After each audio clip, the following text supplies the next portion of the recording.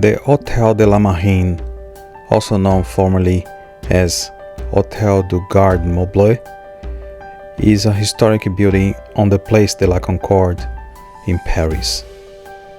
It was designed by architect Jacques Gabriel and built between 1757 and 1774 on the newly created square first called Place Louis XV.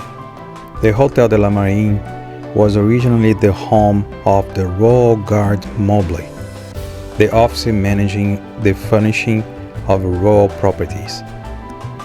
Following the French Revolution, it became the Ministry of Navy, which occupied until 2015 as part of the Ministry of Defense.